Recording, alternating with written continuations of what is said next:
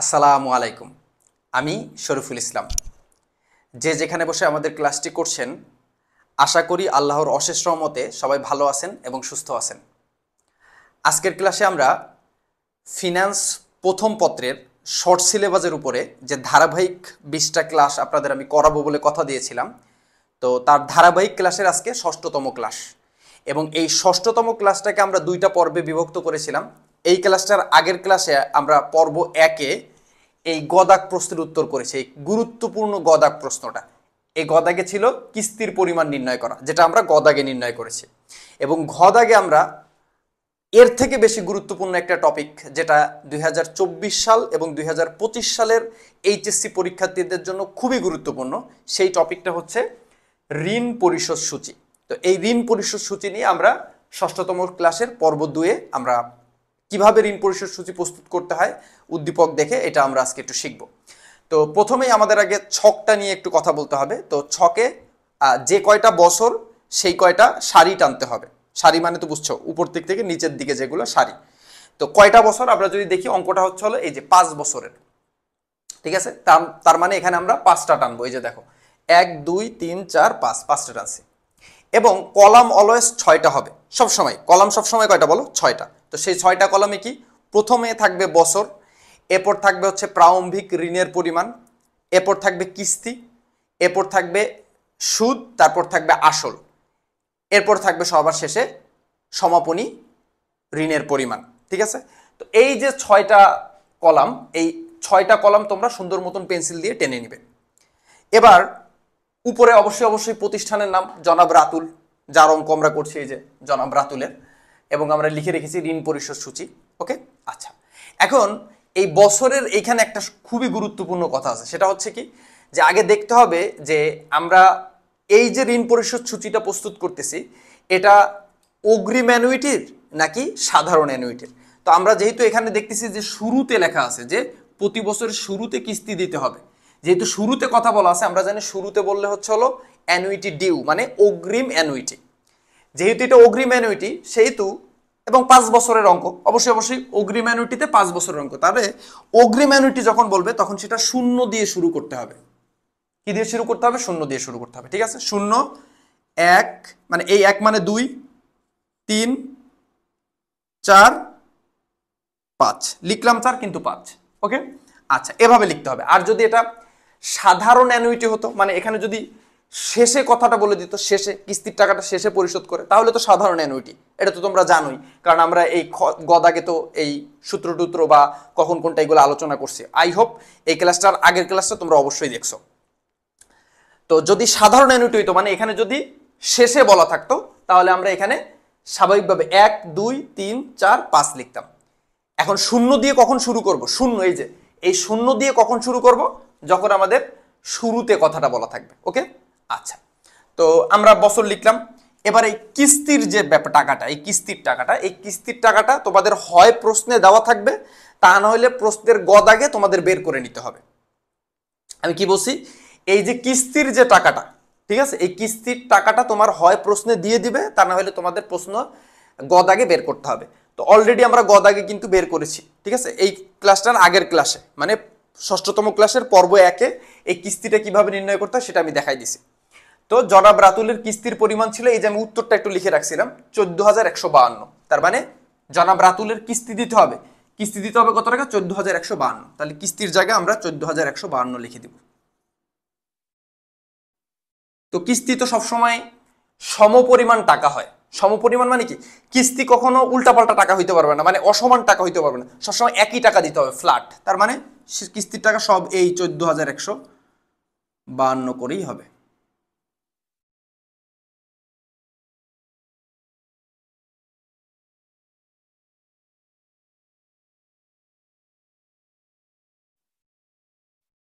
ওকে, কিস্তির টাকাটা সবসময় তোমাদের যে কিস্তিটা, ওই কিস্তিটা সবসময় কিস্তির ঘরে একদম পুরোপুরি সবসময় লিখে দিবা। ওকে, এবার আসো প্রারম্ভিক ঋণ মানে কি, বছরের শুরুর ঋণ। তাহলে বছরের শুরুতে জনাব রাতুল ল্যাপটপ ক্রয় করার জন্য কয় টাকা ঋণ নিয়েছিল? জনাব রাতুল সন্ধ্যা ব্যাংক লিমিটেড থেকে 60,000 টাকা ঋণ নিয়ে একটি ল্যাপটপ ক্রয় করে। তার মানে সে ঋণ নিয়েছে 60,000 টাকা। তাহলে ঋণ যদি 60,000 টাকা নেয় তাহলে এখানে ঋণের এই জায়গা হবে কত টাকা? 60,000 টাকা।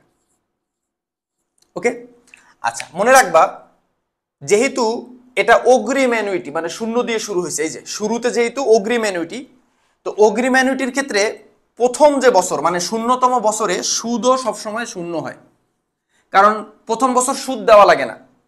কেন সুদ গণনা করা হয় না বা কেন এখানে জিরো লিখলাম, তো তোমরা এটা একটু মনে রাখবা। সেটা হচ্ছে হলো শূন্য এখান দিয়ে বছর যদি মানে মানে বছর যদি শূন্য দিয়ে শুরু করো তার মানে তো অগ্রিম অ্যানুইটি, তাহলে অগ্রিম অ্যানুইটি হলে সুদও শূন্য হবে। কেন?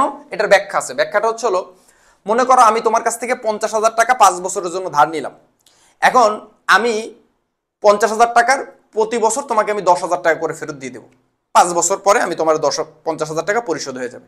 এখন আমি যেদিন তোমার কাছ থেকে 50,000 টাকা নিছি ওই দিনই যদি আমি তোমারে একদম শুরুতেই যদি আমি তোমাকে 10,000 টাকা দিয়ে দিই, মানে তোমার কাছ থেকে 50,000 পাইলাম, পায়ে তোমাকে সঙ্গে সঙ্গে 10,000 দিয়ে দিলাম, তাহলে ওই 10,000 টাকার কি আমার সুদ দিতে হবে? হবে না। কারণ কি, ওই 10,000 টাকা তো আমি আমার কাছে রাখি নাই, ওই 10,000 টাকা আমি সঙ্গে সঙ্গে তোমারে পরিশোধ করে দিছি। তাহলে যে টাকাটা আমার কাছে রাখি নাই, যে ঋণটা আমার কাছে রাখি নাই, ঋণটা তো আমি আগেই পরিশোধ করে দিলাম। ওই যে 10,000 টাকা তোমার আমি পরিশোধ করে দিলাম বছরের শুরুতে, ওটা যদি 1 বছর আমার কাছে থাকতো তখন আমি তোমাকে সুদ দিতাম। যেহেতু এই টাকাটা আমি তোমাকে বছরের শুরুতেই দিয়ে দিচ্ছি, তাহলে আমি তোমার সুদ কেন দিব? এটা কি সুদ দেওয়াটা কি যৌক্তিক? সুদ কখন দিতাম? যদি হ্যাঁ টাকাটা আমি 1 বছর পরে যে তোমার 10,000 টাকা দিছি, কিন্তু এই টাকাটা তো আমি তোমার কাছে যেদিন 50,000 টাকা ঋণ নিলাম সেই দিনই আমি তোমার 10,000 টাকা কিস্তি পরিশোধ করছি। এজন্য এখানে সুদ কি হবে? শূন্য। তাহলে কিস্তিও যা আসলও তাই হবে। কেন হবে আমি বলে দিচ্ছি। তাহলে এই কিস্তি যেটা আসলও সেটা হবে 14,152। ওকে, আমি একটু সময় নিয়ে আলোচনা করে দিচ্ছি এই আর কি, একটু বোঝার সুবিধার্থে। ওকে, তো মনে রাখবা এই সুদ আর আসল যোগ দিয়ে সবসময় কিস্তি হয়। কি বলছি বলো? এই সুদ আর আসল এই দুইটা অলওয়েজ যোগ দিয়ে কি হয় বলো? এই কিস্তি হয়। মনে রাখবা এই কথাটা একটু লিখে রাখো, কারণ এটা অনেক সময় এমসিকিউতে আসে। সুদ প্লাস আসল সমান সমান হলো কি বলো? কিস্তি। এই কথাটা একটু মনে রাখো। তো দেখো, তো আমরা সুদ যেহেতু 0 টাকা, সেহেতু কিস্তি থেকে সুদ 0 বিয়োগ দিলে আসল কত? 14,152 টাকায়। এবার আমরা এই প্রারম্ভিক ঋণের থেকে এই আসলের টাকাটা বাদ দিয়ে 1 বছর শেষে সমাপনী ঋণ কত, মানে 1 বছর মানে মানে প্রথম বছর ঋণ রয়েছে কয় টাকা সেটা বের করে ফেলবো। তাহলে আমরা কি করলাম? 60,000 টাকা থেকে বিয়োগ আসলটা বিয়োগ দেবো 14,152, বিয়োগ দিলে হবে 45,848, 45,848। ঠিক আছে, তো এই যেটা সমাপনী ঋণ 45,848, এই সমাপনী ঋণটাই পরবর্তী বছরের শুরুতে প্রারম্ভিক ঋণ হবে। আমি আবার বলছি, এই সমাপনী ঋণটাই পরবর্তী বছরের শুরুতেই, যে দ্বিতীয়তম বছরের শুরুতে, এখানে এক লেখা কিন্তু এটা কিন্তু দ্বিতীয়তম বছর, তো দ্বিতীয়তম বছরের শুরুতে প্রারম্ভিক ঋণ হয়ে যাবে। এই সমাপনীটাই এখানে চলে আসবে। তাহলে 45,848। ওকে, তো এই 45,848 টাকা আমাদের রয়েছে হচ্ছে হলো ঋণ দ্বিতীয় বছরে। এখন এই ঋণের উপরে আমাকে কয় পার্সেন্ট সুদ দিতে হবে? এই যে অঙ্কে বলে দিচ্ছে যে সুদের হার কত পার্সেন্ট? 9%। তোমরা চাইলে এই সুদের পাশে ওই পার্সেন্টেজটা লিখে দিতে পারো, এই 9%। যে পার্সেন্টেজ থাকবে সেই পার্সেন্টেজ। এটা না লিখলেও চলবে, লিখলেও হয় না লিখলেও হয়। এখন এই সুদের টাকা অলওয়েজ প্রারম্ভিক ঋণের উপর ধরতে হবে। তাহলে এই যে প্রারম্ভিক ঋণটা থাকবে এর উপরে সুদ ধরবো 9%। তাহলে 14,848 ইন্টু 9% করলে বেরোইছে 4,126। সুদ হচ্ছিল 4,126। ওকে, তাহলে সুদ আর আসল মিলে যদি কিস্তি হয় তাহলে এই কিস্তি থেকে সুদ বাদ দিলে আসল টাকাটা বের হয়ে যায়। মনে করো সুদ হচ্ছিল 2 টাকা আর আসল হচ্ছিল মনে করো 5 টাকা, তাহলে সুদ 2 টাকা আসল 5 টাকা, তাহলে কিস্তি কয় টাকা? 5 আর 2 60 টাকা। তাহলে আমরা এই সুদ জানি হচ্ছে হলো কয় টাকা? 2 টাকা, আর কিস্তি জানি কয় টাকা? 60 টাকা। তাহলে আমরা যদি এই কিস্তি থেকে এই 60 টাকা থেকে এই সুদের 2 টাকা বাদ দেই তাহলে এই আসল 5 টাকা বের হয়ে যাচ্ছে না? তাহলে সিম্পল এখানেও তাই, এই কিস্তি থেকে যদি সুদের টাকাটা আমরা বিয়োগ দিয়ে দিই তাহলে আমার আসল বের হয়ে গেল। তাহলে আমরা কিভাবে করব? 14,152। ক্যালকুলেটারে যা থাকবে পয়েন্ট পয়েন্ট সব মুছে দিবা, কিন্তু এখানে কিন্তু পয়েন্ট ছিল, সেগুলো কিন্তু আমরা লিখি নাই।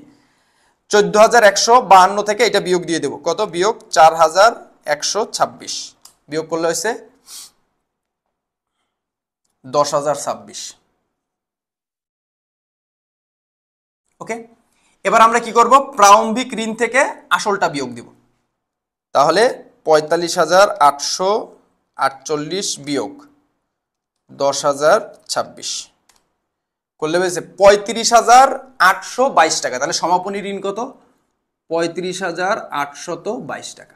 এই সমাপনী ঋণ যেটা আজকের যেটা সমাপনী ঋণ দ্বিতীয়তম বছরে, তো তৃতীয়তম বছরের শুরুতে ওইটাই কি হয়ে যাবে? প্রারম্ভিক, মানে এইটা জাস্ট এইখানে চলে আসবে 35,822। ওকে, তো আমরা জানি প্রারম্ভিক যে ঋণটা থাকে ওই ঋণের উপরেই আমাদের সুদ ধরতে হবে। তাহলে আমরা এই 35,822 উপরে 9% সুদ ধরলাম। আচ্ছা, কত আসছে? 3,223.98। তাহলে 3,223 না লিখে 3,224 লিখে দেওয়া যায়। সুদ হচ্ছে 3,224। ওকে, 3,224। জি, তাহলে এবার কিস্তি থেকে সুদটা বিয়োগ দিলে আমাদের আসল টাকাটা বের হয়ে যাবে। তাহলে পয়েন্ট টয়েন্ট যা থাকে সব মুছে দিবা, কিন্তু নতুন করে উঠাবা। 14,152 মাইনাস 3,224, 10,928। 10,928 এটা হচ্ছে আমাদের আসল টাকা। তাহলে এবার আমরা এই প্রারম্ভিক ঋণ থেকে এই আসল টাকাটা বাদ দিলে আমাদের সমাপনী ঋণটা বের হয়ে যাবে। তাহলে 35,822 মাইনাস 10,928, তাহলে হচ্ছে 24,894 সমাপনী ঋণ, 24,894। এবং এই 24,894টাকে আমরা কান ধরে এখানে বসাই দিব সেম ভাবে। আর মনে রাখবা এখানে লাস্টের লাইনে কিন্তু একটু কথা আছে। এই যে লাস্টের যে লাইনটা, এই যে লাইনটা, এখানে একটু স্টার দিয়ে দিলাম, এখানে একটু কাহিনী আছে কিন্তু, ঠিক আছে? তোমরা আবার স্টার দিও না, এখানে একটু কাজ আছে, তো এটা আমি দেখাই দিচ্ছি কিভাবে করবা। তো এইটা হচ্ছে আমাদের প্রারম্ভিক ঋণ। প্রারম্ভিক ঋণের উপর 9% করবো চট করে। 24,894 ইন্টু 9% করলে বেরোইছে 2,240। এবার আমরা কিস্তি থেকে সুদ বিয়োগ দিলাম, আমরা আসল টাকাটা পেয়ে যাই।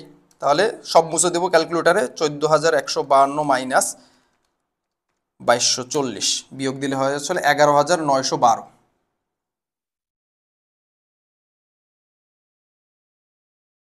এবার আমরা কি করব? এই প্রারম্ভিক ঋণ থেকে আসলটা বিয়োগ দিয়ে আমরা সমাপনী ঋণ অ্যাজ ইউজুয়াল যেভাবে বের করি। 24,894 মাইনাস 11,912 বিয়োগ করলে বেরোচ্ছে 12,982।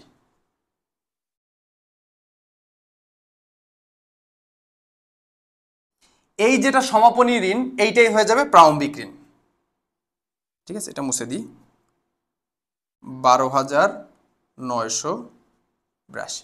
এবার এই লাস্টের লাইনটা একটু ব্যতিক্রম ভাবে করতে হবে। একটু মনোযোগ দাও, একটু মনোযোগ দাও। এই লাস্টের লাইনটা আমরা ব্যতিক্রম করব। কেন করব? এর পিছনে যুক্তি আছে। সেই যুক্তিটা হলো যে দেখো, আমরা বছরের, মনে করো তুমি ব্যাংক থেকে যদি 50,000 টাকা ঋণ গ্রহণ করো 5 বছরের জন্য। কয় বছরের জন্য? 5 বছরের জন্য। তাহলে 5 বছর শেষে তোমার পুরো টাকাটাই শোধ করা হয়ে যাবে। মানে 5 বছর শেষে ব্যাংক তোমার কাছে 1 টাকাও পাবে না। মানে কি? ব্যাংক তোমার কাছে একদম জিরো, নীল হয়ে যাবে, যে ব্যাংক তোমার কাছে 5 বছর শেষে 1 টাকাও পাবে না। 5টা কিস্তিতে তুমি সুদ ও আসল সহ টাকা পরিশোধ করে দিবা, এবং 5 বছর শেষে ব্যাংকের সঙ্গে তোমার আর কোনো সম্পর্ক নাই, একদম টোটালি বাদ। ঠিক আছে? তো এজন্য আমাদের কি করতে হবে? পঞ্চমতম বছর, এখানে চতুর্থ লেখা যদিও বা, কিন্তু এটা মূলত কততম বছর? পঞ্চমতম বছর। এই যে 1 2 3 4 5, তো পঞ্চমতম বছরে উত্তরটা আনতে হবে হলো 0। তো 0 যদি আনতে যাই, এজন্য আমাদের কি করতে হবে? এজন্য করতে হবে হলো এই কিস্তিটা, প্রারম্ভিক ঋণ যেটা থাকবে আসলও সেইটা হবে। তাহলে প্রারম্ভিক ঋণ যেটা আছে এই যে 12,982, এইটা হুবহু এখানে বসাই দিবা। প্রারম্ভিক ঋণ যেটা থাকবে এটা বসাই দিবা। এখন কেন বসাই দিবা এটার ব্যাখ্যা আছে, ব্যাখ্যা দিচ্ছি। কিন্তু এই যে 12,982, এই যে প্রারম্ভিক ঋণ যেটা পঞ্চমতম বছরে, এইটাই আসলে বসাই দিবা। তাহলে এই 12,982 থেকে 12,982 যদি বিয়োগ দেওয়া হয়, মানে দেখো এটাও যা এটাও তাই, এই দুটো একই না, এটাও যা এইটাও কি তাই, তার মানে এইটার থেকে এইটা যদি বিয়োগ দিই তাহলে উত্তর কি আসবে? আন্ডা 0।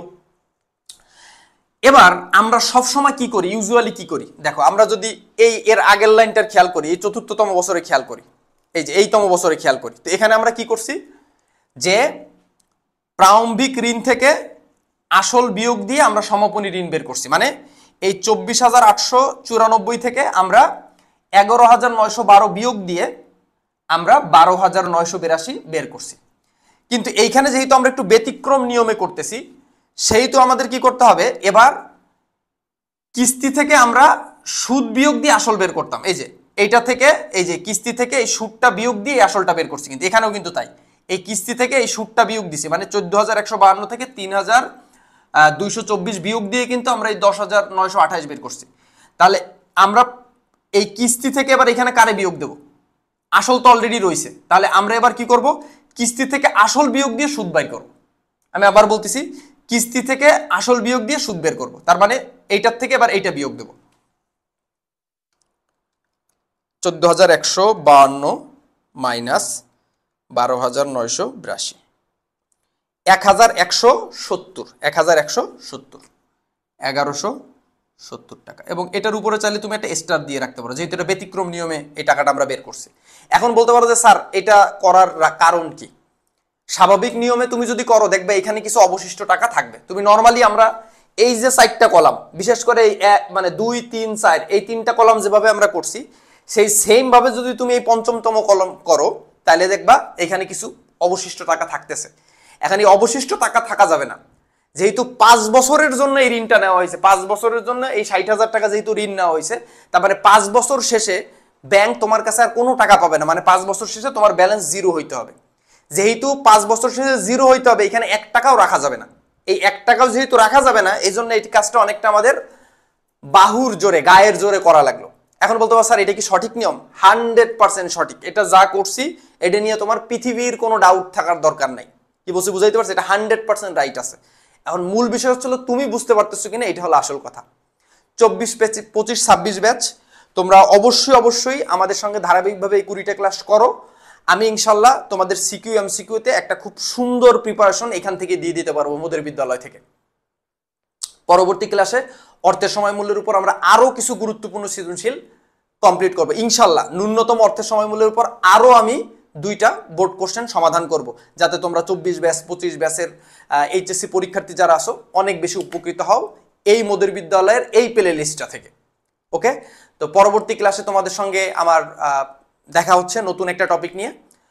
টিল দেন, আল্লাহ হাফেজ।